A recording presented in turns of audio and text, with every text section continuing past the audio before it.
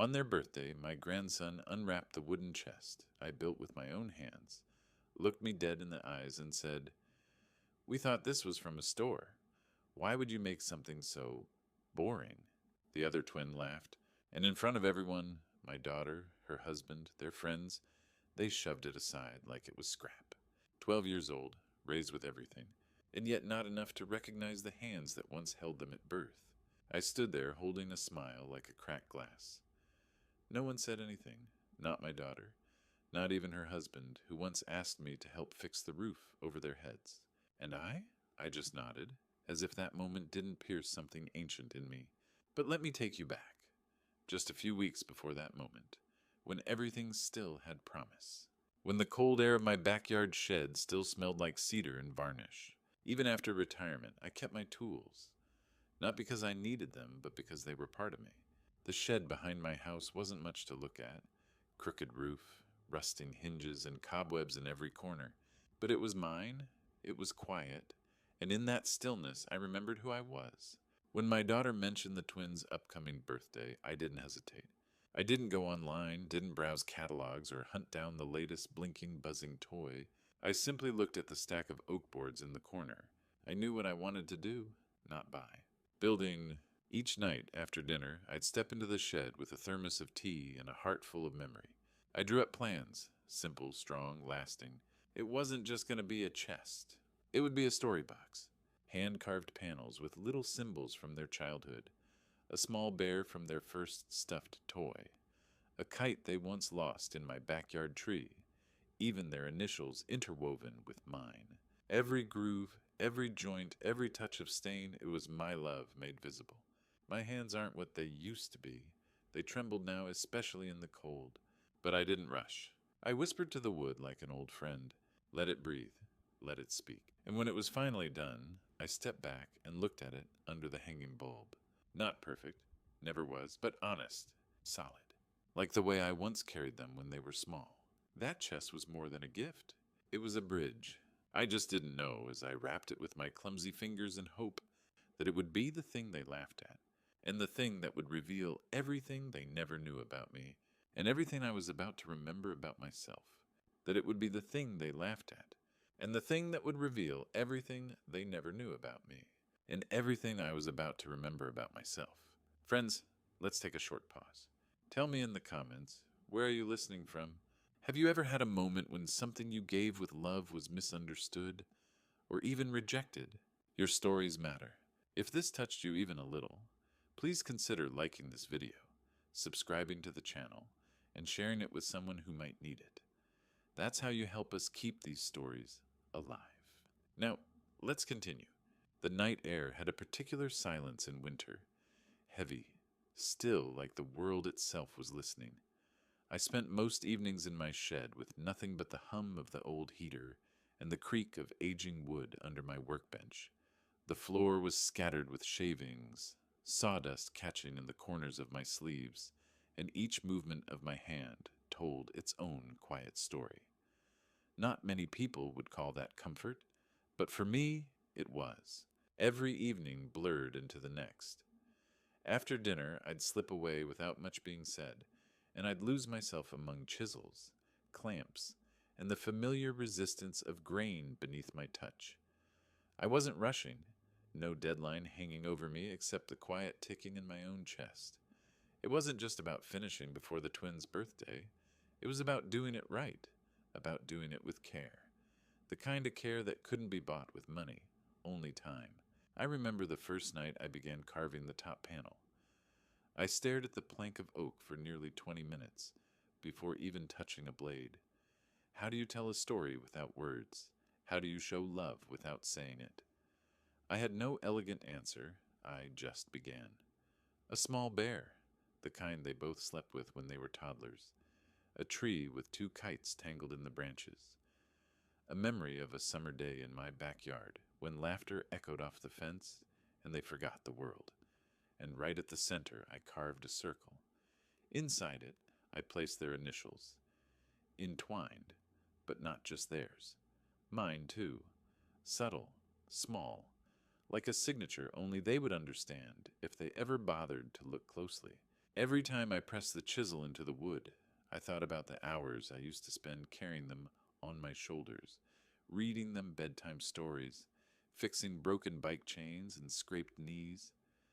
I thought about the times I came to babysit just so my daughter and her husband could have a night out. I remembered how they used to run toward me, arms open wide, shouting, "Grandpa!" as if that name alone meant magic. But now they were 12, and the years in between had been swallowed by smartphones, screens, distractions. I had become the man they saw at holidays, a man with a quiet voice and wrinkled hands, someone whose stories were too long and gifts too old-fashioned. I wasn't angry, not really. Children don't know what they don't know. But I hoped deeply that maybe this one thing, this box, would open something deeper in them. I sanded the corners smooth, not a single edge left to catch a finger. Lined the inside with velvet, dark blue, like the night sky. I added a little brass latch. Nothing fancy, but it clicked shut with a satisfying snap, like a promise sealed. Then came the paint, just enough to bring out the detail. I didn't want it loud, I wanted it to whisper. Every part of it held a piece of me. Not just my time or my effort, but the version of me they had forgotten. The younger man who worked hard, who built things for a living, who once helped restore historic landmarks across the state, who was respected not for his title, but for the care he put into every nail and board. That man hadn't disappeared. He just got quieter. By the end of the third week, my hands were blistered. My back ached every morning. But my heart, it felt younger, like the weight of years had briefly lifted. Because for the first time in a long time, I was creating something that mattered. Not to the world, maybe. Not to the people scrolling past everything real. But to me, to what it meant to be a grandfather. I wrapped it slowly, carefully, a sheet of brown craft paper tied with a simple red ribbon. No plastic, no glitter, just honest hands and warm intent. And before I placed it by the door for the party, I stood with it in the quiet room. Light from the workshop casting a soft glow on its surface. I let my fingers trace the carvings one last time. This wasn't just a toy chest. It was a time machine, a monument, a memory etched in wood. And I truly believed, maybe foolishly, that they would feel it too. The sky was pale and still when I pulled into their driveway. A row of balloons bobbed half-heartedly in the wind, tied to the mailbox like tired smiles. I sat in the car for a moment, watching the flicker of movement behind the curtains. Laughter, music, bright colors. I took a breath and stepped out, arms wrapped tightly around the chest I had poured my heart into. It was heavier than before, though I couldn't say why. Maybe it was the weight of all that hope. No one came to help me. I knocked with my elbow, shifted the box, and let myself in when the door creaked open. The house was filled with noise, voices layered on top of each other, the kind of chaos only a birthday party can stir. My daughter greeted me with a distracted smile, barely glancing down at what I carried. I asked where to place it. She gestured vaguely toward the living room. I set it down gently in the center of the room, right beneath the balloon arch. The ribbons fluttered above it like applause waiting to happen. I stepped back, wiping my palms on my jacket. A few kids ran by, nearly knocking into it. One paused, looked at it like it was some strange antique. Then came the twins, my grandsons, the reason I had stayed up for 3 weeks straight, carving every inch of that box with hands that no longer worked like they used to. They stopped in front of it, looked at each other, then looked at me. One of them wrinkled his nose. "It's old," he muttered. The other laughed. "It smells like your garage." And then the wave hit. Their friends snickered behind cupped hands. A few parents chuckled politely, as if unsure whether to correct the children or join them. I looked to my daughter. She wasn't laughing, but she wasn't stopping them either. She gave me that tight, embarrassed smile people use when they don't want to make a scene, as if I was the one who'd done something wrong. And in that moment, something very quiet inside me broke. I didn't say anything. What could I say? That I had worked through pain? that every carving was a story, that the very wood I chose had been repurposed from a tree planted the year their mother was born. None of that mattered in this room. Here I was just a man with splinters under his fingernails and no understanding of what kids like now. The chest stood there, ignored. Around it, shiny plastic toys blinked and sang, lights flashing in programmed cheer. My gift didn't light up. It didn't dance or talk. It didn't require batteries. It just sat, quietly, like me. The rest of the party was a blur. I stayed for the cake, smiled for photos, nodded at stories I wasn't part of. At one point, I watched as a soda can was placed on top of the lid. No one noticed. No one cared. A ring of moisture soaked into the varnish I had applied by hand. I stood in the corner of the room, my hands folded behind my back, my mouth dry, and I watched them open their gifts. Plastic, factory sealed, bright, each met with cheers and instant gratification. And mine, the chest I made with love and aching bones, it sat untouched. They didn't see the love. They didn't even see me. I left quietly. No goodbyes, no drawn-out farewells. I slipped out the door the way you leave a room that no longer has space for you. As I walked back to the car, the wind picked up. One of the balloons broke free and sailed into the sky. I watched it rise until it vanished, and I wondered, not for the first time, if that's what happens to people like me in a world that no longer listens. We float away, silently, unnoticed, until we're gone. I came back inside only once during the party, briefly, quietly, to grab my coat. The laughter was still going, the music had gotten louder, and the smell of pizza hung in the air like a thick reminder that this wasn't my world anymore. I passed through the hallway, unnoticed, until I caught her eye. My daughter. She stood by the kitchen island, drink in hand, chatting with a few other parents. When she saw me, she gave me a quick smile, the kind you give a stranger who's accidentally walked into the wrong room. I didn't want to make a scene. I just walked over and quietly said, "I'm heading out." She blinked. "Already?" I didn't answer that. I looked past her, into the living room. The chest still sat there, now buried under a pile of torn wrapping paper and a forgotten party hat. One of the twins was showing off a new handheld console. The other was too busy laughing with his friends to notice anything beyond the screen. I turned back to her. "They didn't know I made it, did they?" And she shrugged, softly, casually, like this wasn't something that should carry any weight. "They're used to iPads now, Dad," she said with a light chuckle, as if that explained everything, as if that was all the justification needed for indifference. You know how kids are. It was such a small gesture, a tilt of the shoulder, a sideways smile, a sip from her drink. But it hit harder than any word she could have spoken, not because she meant harm, but because she didn't understand that she already had. She hadn't told them, hadn't explained, hadn't knelt beside them and said, "Your grandfather made that with his hands," hadn't taught them that gifts are not just objects, they are stories, time, effort, sacrifice. And what made it worse was that I realized she had chosen not to. Not out of malice, no, that would have been easier to process, but out of something colder, detachment. She had lived too long in a world where value was measured in price tags, packaging, and brand names, and in that world, a handcrafted chest from a retired carpenter wasn't a treasure. It was a curiosity, a footnote. She had forgotten who raised her, forgotten the long nights I spent in that same shed fixing her school projects, building her dollhouse, carving her name into the headboard of her first real bed. Forgotten how she used to fall asleep to the sound of my saw in the distance, knowing I was just a few steps away, making something, always making something, for her.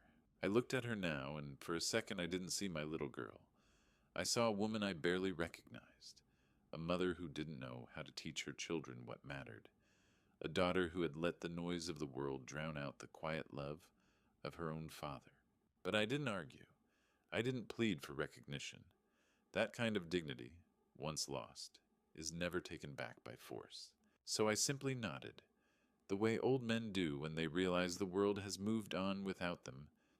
I placed a hand on her shoulder, not out of affection, but finality. A silent, weary thank you for the truth she didn't know she'd given me. And then I left. Outside, the wind had picked up. The yard decorations were coming loose, the balloons now twisting on their strings like they want to escape.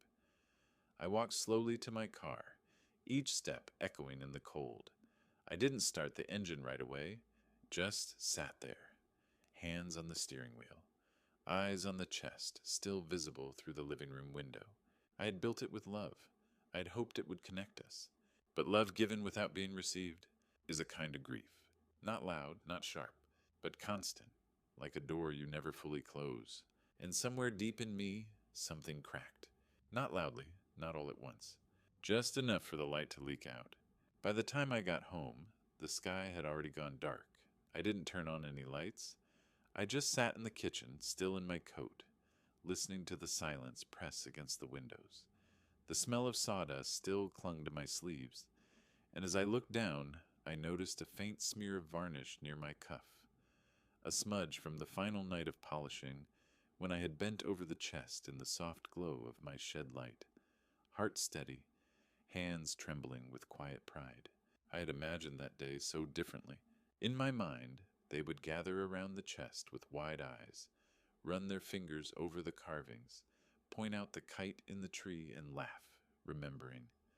I had pictured them lifting the lid gently, marveling at the way it opened so smoothly, at the velvet lining, at the way it smelled like memory and care and something real.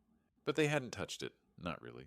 When I had left the party, it was still sitting where I had placed it, not in the center anymore, but pushed slightly to the side as more gifts had been opened, new toys unwrapped, shiny packages flung across the room.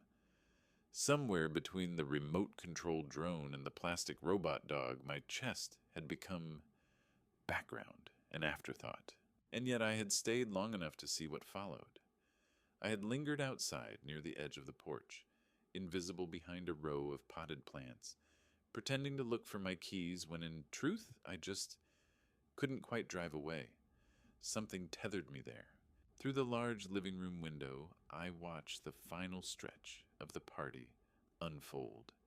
The children were running around, shrieking with the rush of sugar and flashing lights. One of the twins was wearing a pair of virtual reality goggles, spinning in circles, bumping into furniture. The other was balancing a new tablet on his knees, showing his friend a game I couldn't understand. Their faces were lit in cold blues and purples, reflections of digital delight. And there, in the corner, was my chest. A soda can sat on top of it now, empty, tipped slightly. Someone had tossed a crumpled napkin nearby, and a stray balloon string had wrapped itself around one of the carved legs. No one noticed, no one cared. It stood there quietly, proud, dignified, even as the room danced with noise and color. A wooden relic in a plastic world.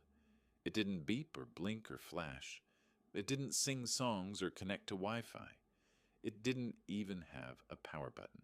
But it had a heartbeat, mine. I thought of the hours I'd spent, alone in that cold shed, the pain in my knees, the throb in my hands, the way I had smiled through it all because I believed, truly believed, that this gift would mean something, that maybe, just maybe, it would be the thing that reminded them who I was, and who they were. Instead, it was forgotten, quietly, casually, carelessly. Not thrown away, no. That would have made it clear. This was worse. This was indifference. To be forgotten is to be erased while still standing in the room. Later that night, I paced around my living room, stopping every few minutes as if expecting something. A call, a message, a soft knock on the door. But nothing came. And in that nothing, I felt everything. There are moments in life when silence is louder than any insult, when the absence of acknowledgement echoes louder than anger. And as I sat alone in the dark, I realized I wasn't mourning the chest. I was mourning the space between me and them, a space that had once been filled with stories, warmth and wonder, now replaced by screens, shrugs, and forgetting. And still the chest sat in their living room, not broken, not discarded, just untouched. I sat behind the wheels, the party lights faded in my side mirror, and for the first time in years, I didn't reach for the radio. There was no song I wanted to hear, no familiar voice to fill the emptiness. Instead, I just watched the road unroll before me, headlights carving a pale ribbon through the night. The hum of the engine was enough company. The wood chips still clung to my sweater, tiny reminders of that silent shed where every plan had been born, and each grain of sawdust felt like a memory clawing at my skin. My hands, rough and weathered, gripped the steering wheel, and I realized how strange it was to drive in a world that had already moved on without me. Streetlights flickered over empty lawns, each home a closed story I no longer belonged to. I thought of my daughter's shrug, the twins' laughter, the chest left in that corner, untouched, unheard, unvalued. My reflection in the rearview mirror looked older somehow, the edges of my face etched by disappointments I'd tried to keep locked away. I remembered a time when each visit with my family was filled with life.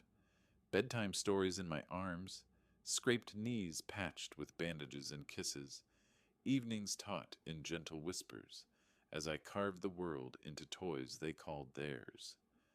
Back then, the glow of the workshop was a promise, not a memory. Ahead, the highway stretched straight into the darkness, and I pressed my foot down a little harder as if trying to outrun the ache. But pain doesn't yield to speed. It echoes in every mile, and tonight it felt as if the road itself was mourning beside me. The world outside the car windows was quiet, too quiet, like a stage after the final curtain. I glanced at the passenger seat where the craft paper wrapping once lay discarded, ribbon untied, hope unraveling. I wanted to gather it up, hold it again, pray that I could stitch the love back together.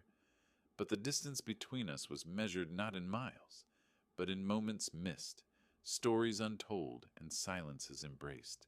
My knuckles whitened on the steering wheel. I wondered if the twins ever paused to notice the heirloom of memories standing silent in their living room, waiting for someone to see the lifeblood in its grain. Did they understand that the chest was more than a box, that it carried every laughter I once shared with them, every lesson I drilled into wood with trembling hands? Or had I been foolish to believe that craftsmanship could speak louder than screens, that devotion could outshine distractions? The road curved under an overpass, and I slowed, thinking perhaps this journey should end somewhere unexpected. Maybe a quiet diner where I could taste something warm, something real. But the seats were empty, and even the neon sign felt artificial. So I turned the wheel toward home, toward the lights of my lonely shed, beckoning like an old friend. I parked in the driveway and sat for a long moment, engine ticking as it cooled, the world outside still and waiting. Hands still trembling, I lifted my sweater sleeve and brushed away a scattering of wood chips, mindful that each one was a testament to nights spent building love. Tonight, I realized, I was out of place in a place I built myself, a craftsman in a world that no longer cared for craftsmanship, a grandfather in a family that misplaced him beneath the pulse of new gadgets. And as I climbed out of the car, the first cold breath of dawn stirring in the air, I promised myself I would find a way back, not just to the workshop, but to the connection that had slipped through my fingers like sand. I woke to the dawn light filtering through my curtains, the weight of yesterday's silence still heavy on my chest. My workshop smelled of pine and old varnish, a comfort I clung to as I brewed coffee and stared at the buried photograph of the twins I'd found in an old album, laughing on my porch swing, unaware of the years that would grow between us. It was then the phone rang. Seeing Mike's name on the screen felt like a lifeline tossed across decades. When I answered, his voice was both familiar and urgent. He'd become a curator at the City Museum, studying forgotten artisans and their work. He'd seen the pictures on my daughter's social media, snapshots of the chest. Once vibrant, now just another image in a feed saturated with filters and fleeting trends. His question, simple as it was, hit me like a thunderclap. "You made that?" I closed my eyes, feeling the ache in my shoulders, the wood chips under my sweater itched like memories I could no longer ignore. Yes, I whispered, voice brittle with fatigue and pride. There was a pause, a breath between the years, before he spoke again. I need to show you something. I didn't know then what he would reveal. I only knew the spark in his tone pulled me from the pit of my own doubt back into the light of possibility. I promised to meet him at the museum that afternoon, the city's bustle a stark contrast to the quiet of my shed. Driving there, I felt nerves I hadn't known since youth, anticipation, hope, that familiar thrill of creating something worth seeing. When I stepped into the marble lobby, the echoes of footfalls and hushed conversations felt alien. Mike met me with a grin, but his eyes held something deeper: respect, excitement, belief. He led me through tall glass doors into a gallery where spotlights illuminated a polished wooden case on a pedestal. My breath caught. It wasn't the chest I'd made for my grandkids. It was another piece, crafted years ago when I worked as a restorer for the Historical Society. It bore my name on a small plaque, E. Thompson, Master Woodworker. The exhibit showcased a cabinet I'd rebuilt from a crumbling heirloom, the kind of project that once earned me nods of approval and invitations to speak at conferences. Here, people stood in silent reverence, studying the dovetailed joints, tracing the grain, marveling at the artistry. Some whispered about the lost craft of handwork. Others took careful photos with gentle smiles. No one snickered, no one pushed it aside. Tears pricked my eyes as I remembered those long nights restoring that cabinet. Hours spent coaxing life back into brittle wood, the way my heart would race when I finally slid the last drawer into place. I felt seen again, not as an extra in my own family story, but as the artisan whose hands once shaped history itself. Mike placed a steady hand on my shoulder. "Your work matters," he said quietly. "Don't let one moment define you." And in that hushed gallery, surrounded by others who understood value beyond price tags, I felt a flicker of something I hadn't felt in weeks: worth. The polished marble floor echoed under my footsteps as Mike guided me through hushed galleries, past gleaming relics and hushed whispers of admiration.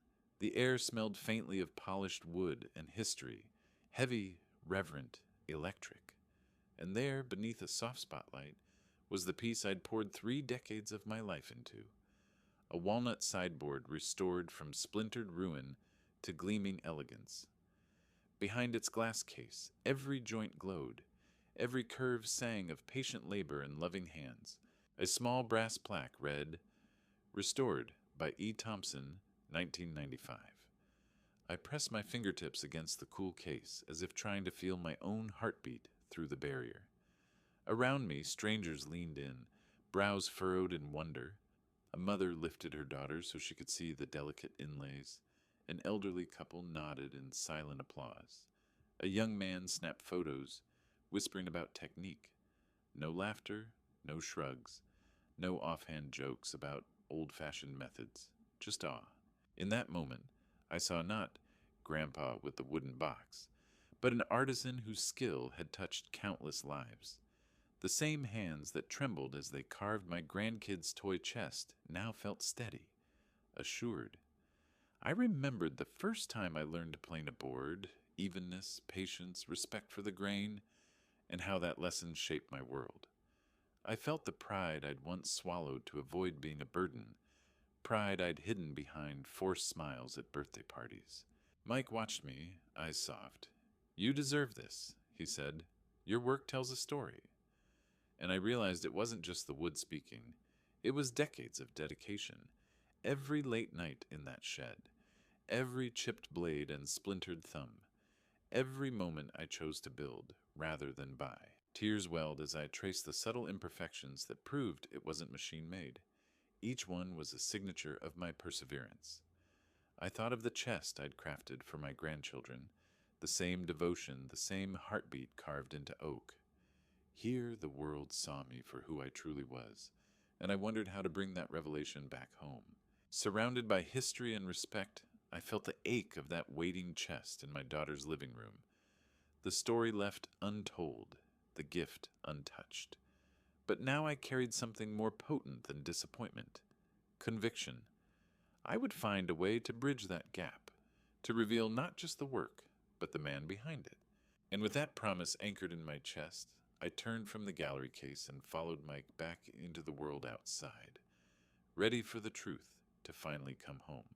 I never imagined a camera crew would stand in my workshop, lights humming softly over my old workbench, capturing the dust motes dancing in the air. The morning Mike called, I felt a knot tighten in my chest, part pride, part fear. He explained he was producing a series on forgotten craftsmen, those whose skill had been eclipsed by machines and trends. He wanted to tell my story, to show the world the hands behind the wood. My first instinct was to refuse. I'd lived in quiet corners all these years, shaping beauty in solitude, not for applause, but for love. Recognition felt foreign, almost intrusive. And yet I remembered how it felt yesterday, in that gallery, heart pounding as strangers admired my work, respectful whispers filling the room. I remembered the ache of being unseen in my own family's home, the silent chest left to gather dust. This offer was more than a spotlight. It was a chance to stand in the light of my own life, to be more than a forgotten relic of someone else's feed. When the crew arrived, I led them through the narrow doorway, past rows of chisels hanging like faithful soldiers, past the old vise that still bore the dent of my first restoration job. The cameras rolled as I ran palm and plane over a freshly hewn board, the wood grain swirling under my fingertips like a secret. I spoke of my journey, the weight of each afternoon lost in sanding, the ache in my shoulders from bending over projects that belonged to memory, not commerce. I showed them the twins' chest, now resting in my kitchen, still wrapped in its ribbon, as delicate as an unanswered prayer. Every shot felt like unspooling a lifetime of quiet dedication. The lenses captured the slow arc of my hands, the way light glinted on metal blades, the tremor in my voice when I described love carved into panels. I felt exposed, vulnerable, yet paradoxically alive for the first time in months. When we wrapped for the day, I stood under the fading sun in my yard, hearing the distant hum of traffic and feeling the warm hum of possibility. I realized I wasn't chasing fame or accolades. I wasn't waiting for strangers to applaud. I simply longed to be seen, to have my story matter. And as I locked the shed door behind me, I carried with me something I hadn't known I'd lost. Hope that love, even if forgotten at first, can find its way back through truth and time. When the episode finally aired, I sat in my living room, quiet, alone, staring at the glow of the television as my own voice spoke of sawdust, sweat, and soul. The opening montage wove together black and white photographs of my early days at the Historical Society with warm, flickering footage of my hands shaping oak in the familiar hush of my shed. A gentle narrator spoke of legacy and labor, of craftsmanship as a language of love, spoken in grain and joint. My heart pounded in my chest as the camera lingered on the twins' chest, still wrapped in its ribbon, placed reverently beside my worn toolbox. At first, the view count crept upward, a few hundred, then a few thousand. Comments began to fill in below. Beautiful, inspiring, I'm tearing up. This man's work is art. Strangers shared the video like a secret rediscovered, passing it from friend to friend, as if everyone needed a reminder that some things still take hands to make. Craftsmen reached out, sending me messages about their own workshops. Students asked how to learn such skills. Local newspapers picked up the story. Suddenly my name, E. Thompson, was more than a plaque behind glass. It was a banner of respect, unfurled across screens and speakers around the world. And then my daughter called. Her voice trembled when she said, I saw it in class today. The twins had sat among their classmates, shoulder to shoulder, as the teacher pressed play on the smartboard. The room fell silent when they saw the chest they'd shrugged at, when they heard my story narrated with reverence. The very gift they'd discarded became a symbol of something larger. Pride, heritage, quiet heroism. My grandsons watched their own faces fill the screen, and in that classroom hush, they saw me anew. Not just Grandpa, but an artist of wood and time. As I listened, memories flooded me. The first time I sanded a splinter, smooth for my daughter's doll. The thrill of guiding my son-in-law's hand on a simple dovetail joint. The late-night hours hunched over projects no one but me would ever know. Those moments, once ordinary, now glowed with newfound worth. I realized that love, even when misplaced or forgotten, can ripple outward and return with a force that breaks through walls of indifference. When I walked into their home that weekend, the chest was center stage in the living room. No soda can, no crumpled napkin, no careless indifference. The twins stood by it, fingertips tracing the carvings, eyes wide. My daughter smiled through tears as she introduced me not just as Grandpa, but as the man the world had just celebrated. And in that moment, all the nights of aching joints, all the silences of birthday corners, all the solitude of my shed, each became a testament to a truth I'd carried in my heart. That real value isn't in what you buy, but in what you make with love. And for the first time in a long time, I felt wholly seen. In the days after the documentary's waves swept through our small town, my shed felt emptier than ever. The glow of adoring comments and shared videos had faded into the hum of daily life, leaving behind an echo I wasn't sure I could follow. I returned to my workbench, polishing a forgotten mallet, listening to the tap of rain against the window, wondering if the world's applause would last as long as my own memories. Then, one evening, just as the sky bled into twilight, there came a soft rap at the front door. It wasn't the cheerful clamor of a surprise visit. It was hesitant, an echo of uncertainty mingled with hope. My heart thumped in my chest as I set my coffee down and crossed the hallway to open it. There she stood, my daughter, shoulders rounded with emotion, eyes rimmed red, and behind her the twins. They clung to each other like a pair of fragile boats in stormy seas, faces downturned, hands twisting at sleeves. No presents piled at their feet, no tentative smiles, just tears, quiet, trembling rivers flowing down young cheeks. I stepped back to let them in, but for a moment none of us moved. The house felt too large, too still, as if it too held its breath. My daughter's voice caught as she said, "Dad," and I saw her chest rise and fall with every breath she fought to steady. The twins pressed forward then, each taking my hands in their small palms, eyes searching mine for something they couldn't yet name. The silence stretched, heavy with everything we hadn't said. The twins' grip tightened, and I felt the weight of their emotion more than the weight of any wood I'd ever lifted. My daughter swallowed hard, her lips quivering, and finally whispered, We saw you on the screen. We're sorry." It wasn't an accusation or a demand. It was an offering, shards of regret pieced together by the love that still bound us. The twins' tears fell freely now as they spoke in one breath, voices trembling. "We didn't understand. We didn't see. We..." I pulled them both into my arms, their heads both small, one on each shoulder, pressing them close. Their tears soaked the front of my shirt, and in that embrace I felt all the distance we'd crossed in a single moment. My daughter stood behind us, hands clasped, watching the scene she had once shrugged away, now recognizing in it the depth she'd forgotten. There were no grand gestures, no speeches, just the sound of their crying and my own ragged breaths as I held them tight. In their tears, I heard the notes of forgiveness, humility, and the fragile music of second chances. When they finally pulled back, the twins each took my cheeks in their hands and brushed away their tears with thumbs that felt impossibly gentle. Their eyes, so familiar, so changed, looked right into mine, and I saw in them the wonder I had carved into that chest. The bear, the kite, the initials dancing in their own secret language. My daughter stepped forward then and placed a hand on my shoulder. "Thank you," she said softly, voice thick with emotion, "for never giving up on us." In that quiet hallway, as the dusk settled around our family once more, I realized that acknowledgement didn't need a camera or a crowd.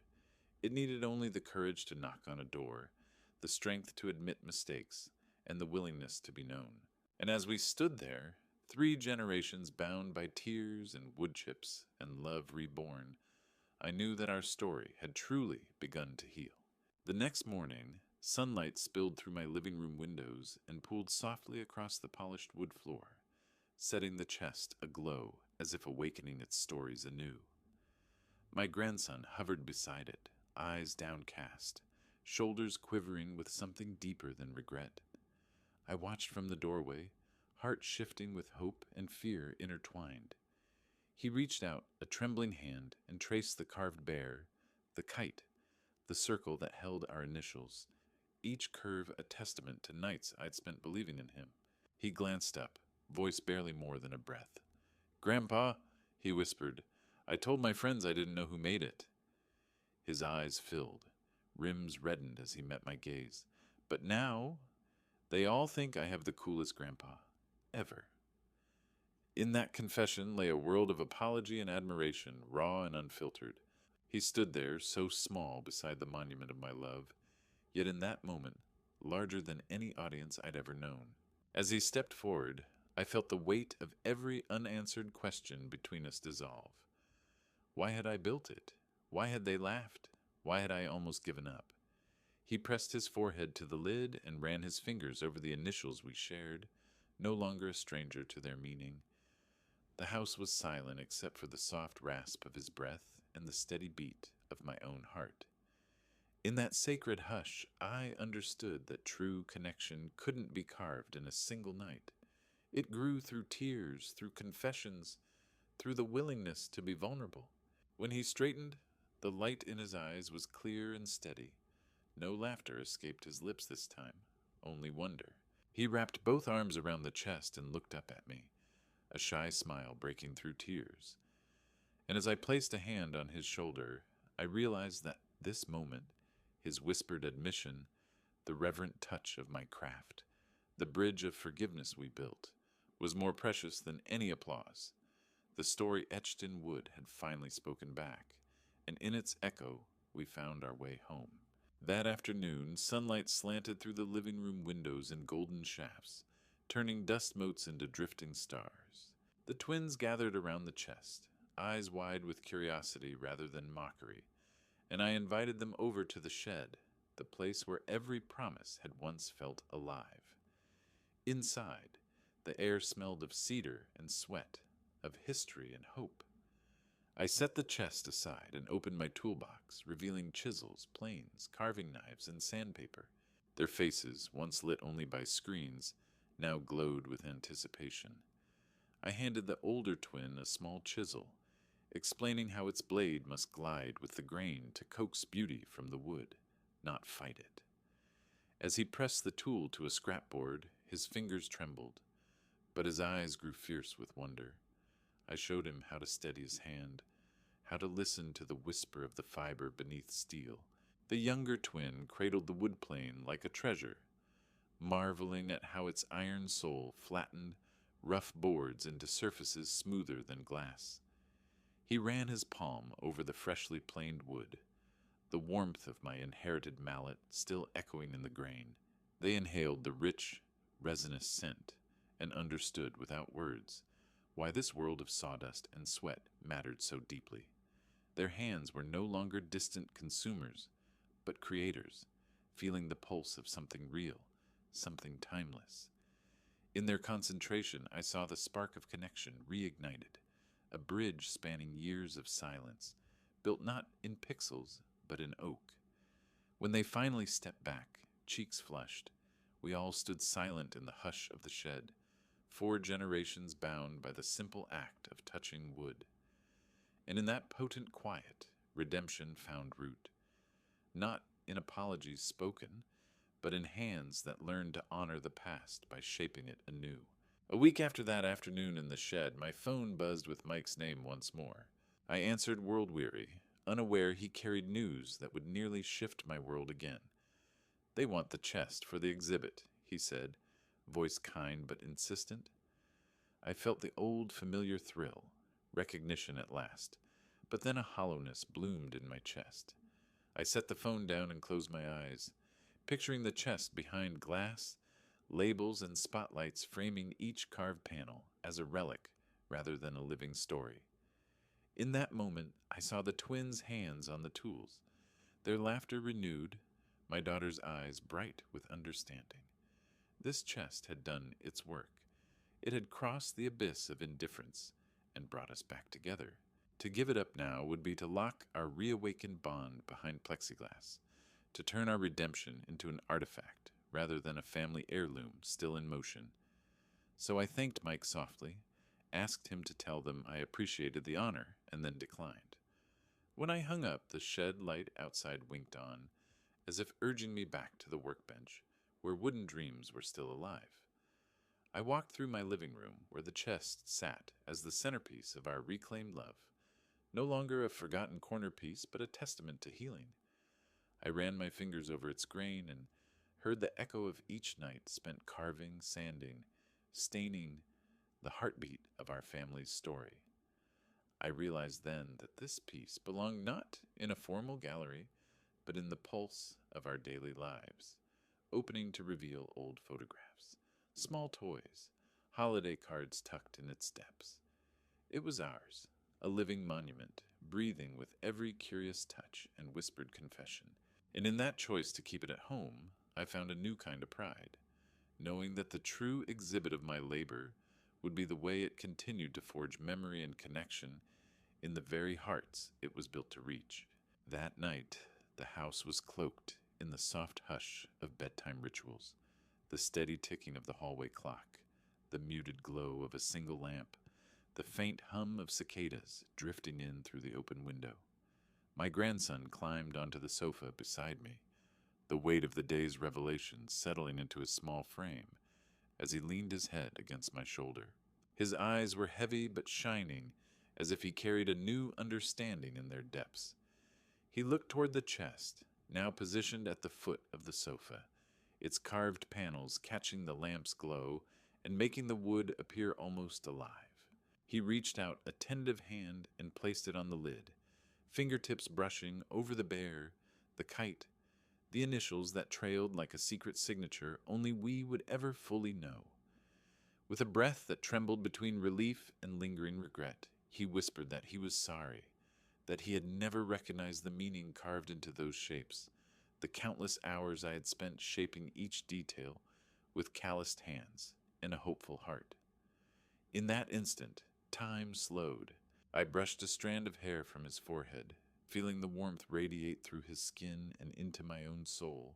I told him gently that understanding requires patience, that just as the wood took months of care to transform into something enduring, so did our bond take moments of silence, of rediscovery, of confession. His eyes closed, and he let out a soft sigh, the kind of sigh that carries both weariness and wonder. He curled into a ball and rested his palm still on the chest, as if drawing strength from its smooth wood, as if the grain itself had whispered back all the love I had ever tried to give. In the quiet that followed, I watched his chest rise and fall, steady and even, each breath a testament to the new respect he had learned to feel, not just for the gift before him, but for the man who made it. I thought of every splinter and every late night, every throb of ache and surge of pride, and I realized that this moment was the true culmination of our journey. The chest no longer belonged to my workshop or to a gallery. It belonged to us, to our shared story, now fully reclaimed.